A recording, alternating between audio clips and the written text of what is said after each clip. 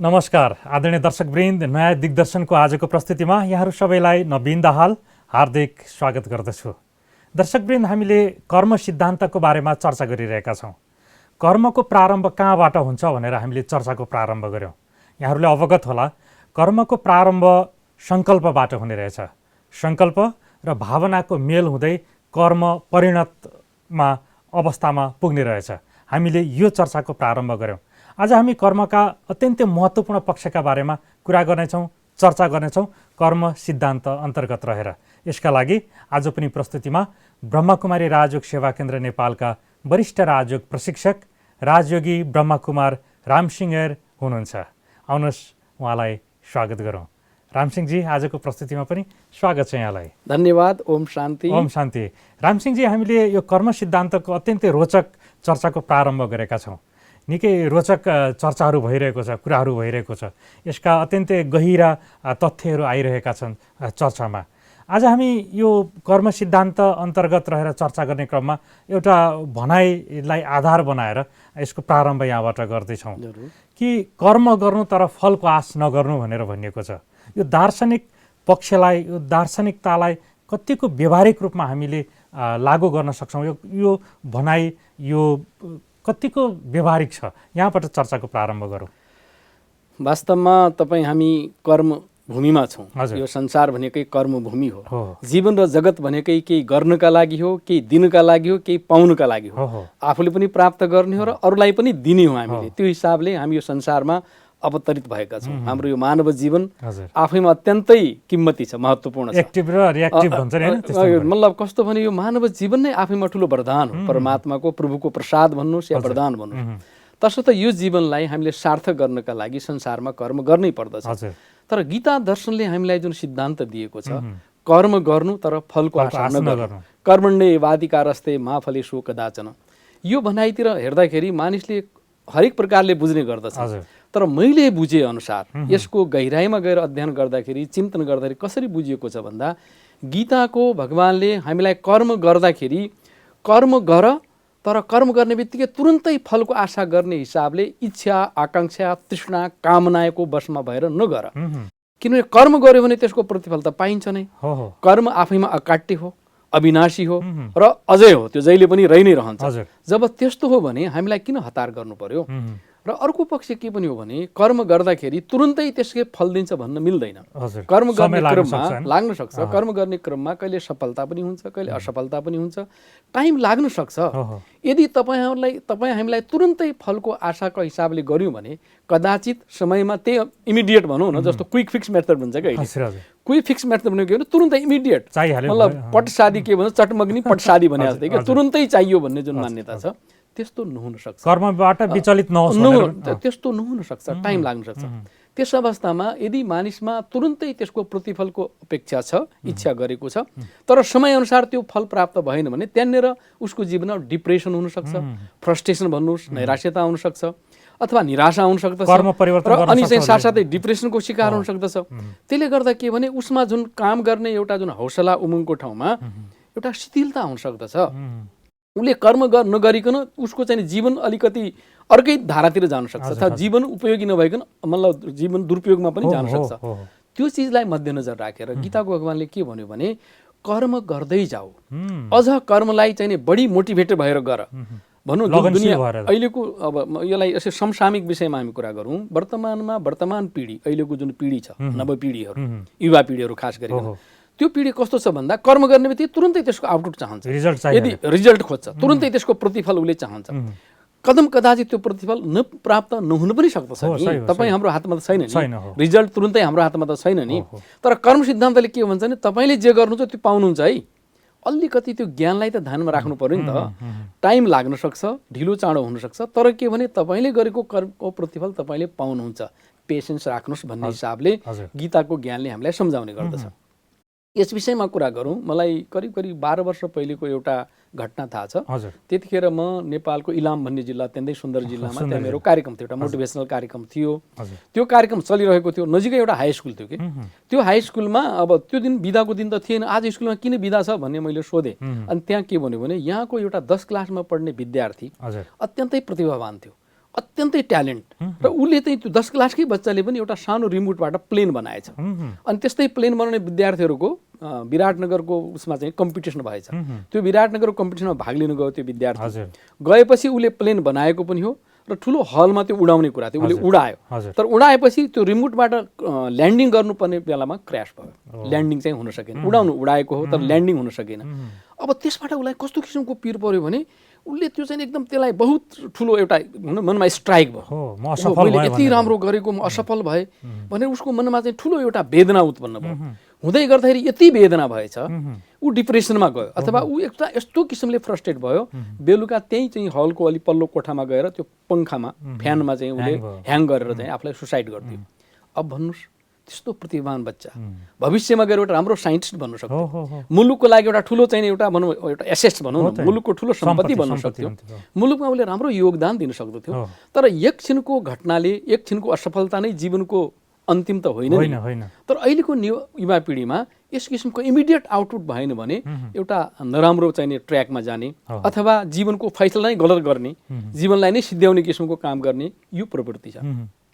यस्तो प्रवृत्तिमा यदि हामीसँग गीताको ज्ञान छ, कर्म गरौँ तर फलको आशा नगरौँ भन्ने ज्ञान छ भने त्यसले के भन्छ भने अलि प्यासेन्स लिनुहोस् है, धैर्य धारण गर्नुहोस्। हुन्छ बाबा, अलिकति ध्यान गर्नुहोस् न। जस्तो भनिन्छ भगवानको घरमा देर छ तर अन्धेर छैन, होइन अँध्यारो छैन नि, त्यहाँ देर अलिकति लाग्न सक्छ। परमात्मा सत्य नै हो नि, वास्तवमा सत्य सत्य नै हुन्छ। कर्म जुन गरिन्छ त्यसको प्रतिफल पाइन्छ नै।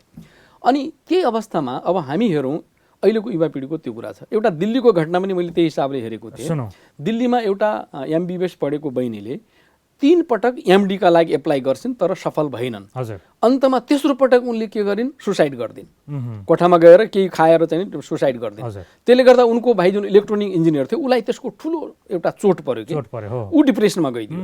आमा बुवाहरू फ्रस्ट्रेट भइदिए। हेर्नुहोस् त परिवारको बिचल्ली 3 पटक केही गरी चाहिँ असफल भयो, MD मा उसले चाहिँ प्रवेश गर्न सकेन भन्दैमा जीवनलाई सिद्ध्याइदिने, जीवनको महत्त्वलाई नै खत्म गर्ने, यो त वास्तवमा विवेक भएन। आफ्नो पनि जीवन सक्यो, अरूलाई पनि असर पर्यो नि। आमा बुवा माता पितालाई त्यति ठुलो चोट पर्यो, भाइ डिप्रेसनमा गइदियो, आफू त गयो, परिवारजनलाई समेत बिचल्ली पारिदियो नि त।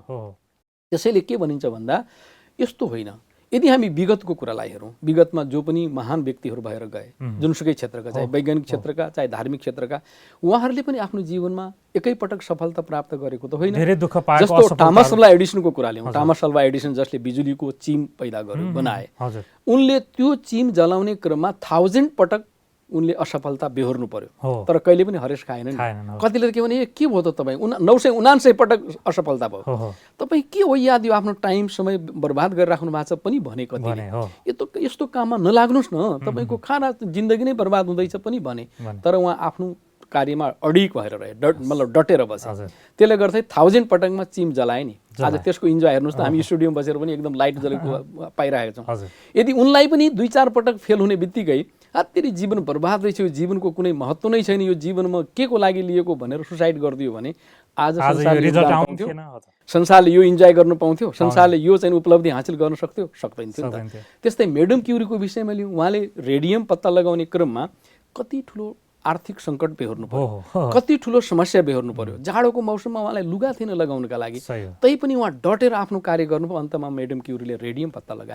आज रेडियम कति ठाउँमा काम लाग्छ हेर्नुहोस् त। मेडिकल साइन्समा त्यसको कति ठुलो महत्त्व छ भने संसारका प्रत्येक व्यक्तिले सफलता हासिल गर्ने क्रममा धेरै उकाली ओह्राली चाहिँ गर्नुपर्छ। उकाली ओह्राली चढ्नै पर्ने हुन्छ, उकाली पनि आउँछ ओह्राली पनि आउँछ भने हामी किन तुरुन्तै चाहिँ एकदम रियाक्ट हुने, किन तुरुन्तै प्रतिक्रियामा आउने। हरेक कुरालाई रेस्पोन्स तरिकाले हामी सम्झौँ, प्रतिउत्तरमा लिउँ, सकारात्मक रूपमा हामी ग्रहण गरौँ न। यदि त्यस किसिमको मेन्टालिटी भयो भने हेर्नुहोस्, वास्तवमा गीता दर्शनले जुन भनेको छ नि, कर्म गर्नुहोस् तर फलको आशा नराख्नु भनेको, उसले भनेको के हो भने तपाईँले गरेको कर्म कहीँ जाँदैन, तर त्यो बिस्तारै थिग्रिन्छ के भनिन्छ। एकपल्ट एकजना व्यक्तिलाई ठुलो ढुङ्गा तोड्नु पर्ने थियो क्या, ठुलो पत्थर तोड्नु पर्ने थियो।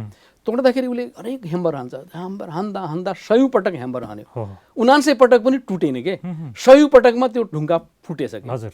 यसको अर्थ यो होइन कि 100 पटकको चोटले मात्रै फुटेको हो, किनभने त्यसमा ह्याम्बरमा त्यसमा चोट परिराखेको थियो, त्यसमा चाहिँ त्यो पावर लागेको थियो, अन्तमा 100 चोटिमा टुट्यो कि टुटेन, हो कि होइन।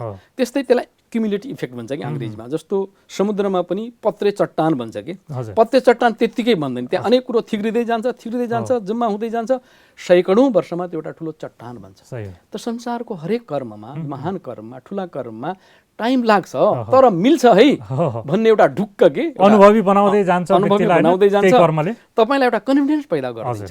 गीताको ज्ञानले वास्तवमा अकर्मण्यतिर लग्या होइन, वास्तवमा हामीलाई शिथिल बनाउनु खोजेको पनि होइन, हामीलाई चाहिँ एउटा अझ मोटिभेटेड गराउनु खोजेको। अझ के हुन्छ भन्नु होला भने आध्यात्मिक ज्ञानबाट भएको मोटिभेसनमा एक्सपेक्टेसन भन्दा पनि एप्रिसिएसन भन्छ कि, संसारमा अहिले राम्रो चाहिँ चलिरहेको छ, तुरुन्तै प्राप्त गर्ने जुन चाहना भन्दा पनि अरूले गरेको कार्यलाई हामी एप्रिसिएट गरौँ होइन, राम्रो कर्मको अरूलाई प्रोत्साहन गरौँ भन्ने भावना पैदा हुन्छ।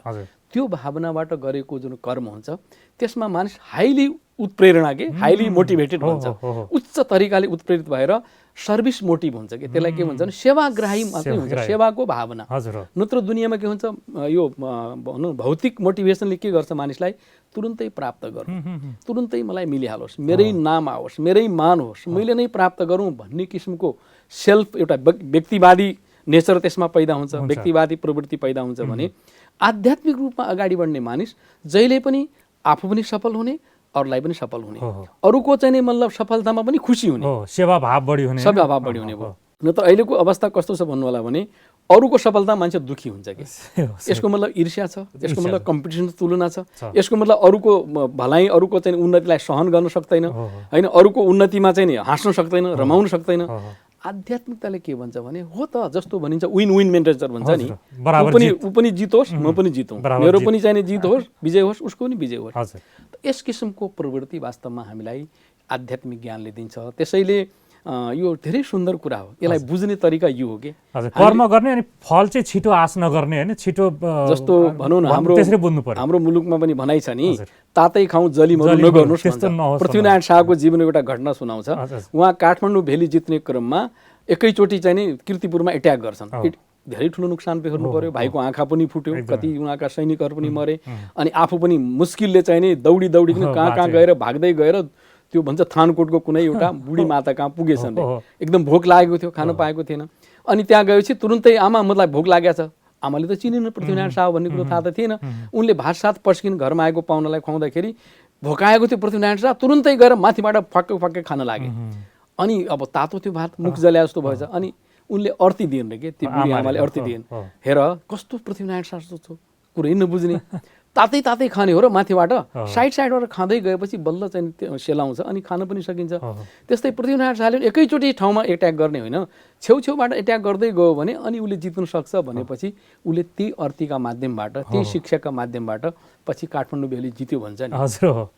आखिर इमिडिएट कुरा होइन कि, तरिका पुर्याएर कर्म गर्ने भनेको वास्तवमा तरिका पुर्याउनुहोस्, कर्म गर्नुहोस्, अवश्य पनि तपाईँ चाहिँ सफल हुनुहुन्छ भन्ने मान्यता हो वास्तव। कहीँ कतै अब कर्म गर्दै जाँदाखेरि आश त हुन्छ, त्यो आशले मोटिभेट त गरिरहेको हुन्छ होइन, त्यो मैले राम्रो रिजल्ट पाउँछु, मैले सफलता प्राप्त गर्छु भन्ने आफैलाई त्यो मोटिभेसन दिँदै मान्छेले कर्म त गरिरहेको हुन्छ। फल त सँगसँगै कर्म सँगसँगै आइरहेको हुन्छ हुन त होइन, तर तुरुन्तै फल प्राप्ति नभएपछि निराश नहोस् भन्नको लागि हिसाबले यो त्यो गीताको भर्सनले ज्ञान। अर्को के भने गीताको ज्ञानले अझ हामीलाई कर्म सिद्धान्तले के भन्छ भन्दा तपाईँले गरेको कर्म, जुन कर्म गर्नुहुन्छ त्यसको प्रतिफल अहिले पाउँछ, इमिडिएटै पाउँछ, यही जन्ममा पाउँछ या अन्य जन्ममा पनि त्यसले हाम्रो साथ दिन्छ।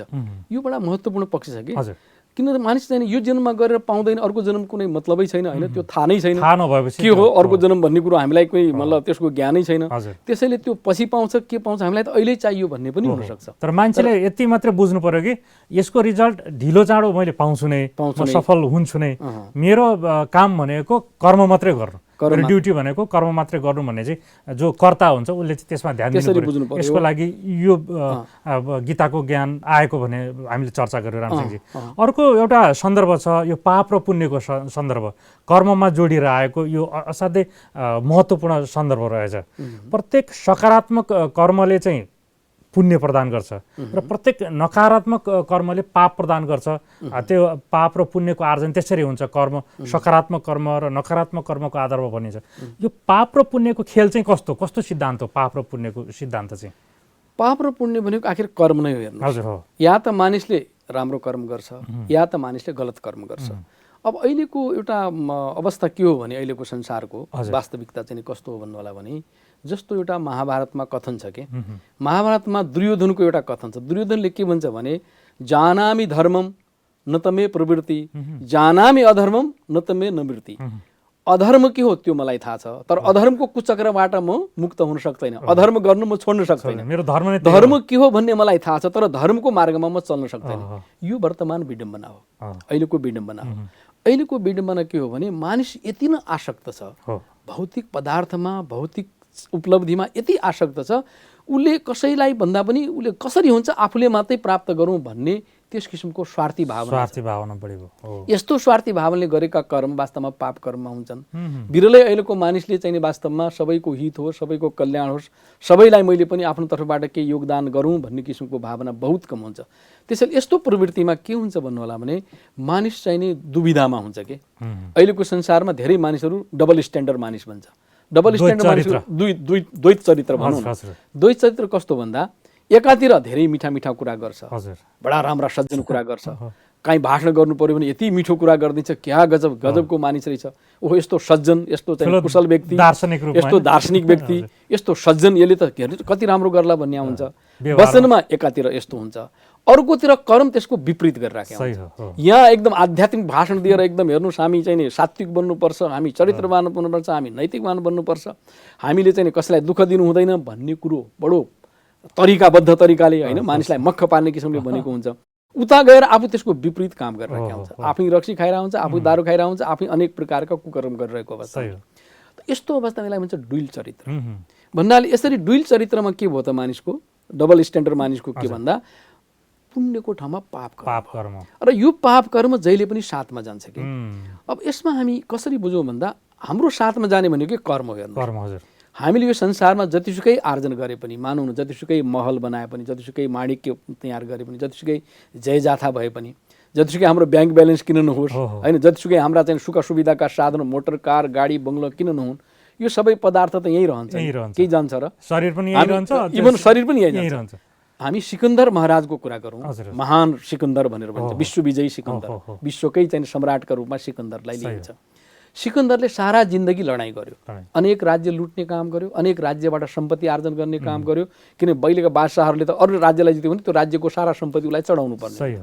तर लास्टमा जब उसको बेला आयो, जाने बेला आयो, उसलाई एहसास भयो, महसुस भयो, ओहो सम्पूर्ण जिन्दगीमा मैले केवल लडाइँ मात्रै गरेँ, युद्ध मात्रै गरेँ, अरूका सम्पत्ति मात्रै लुट्ने काम गरेँ, अब मेरो अन्तिम बेला आयो, अन्तिम बेलामा त मेरो साथमा केही पनि जाँदैन।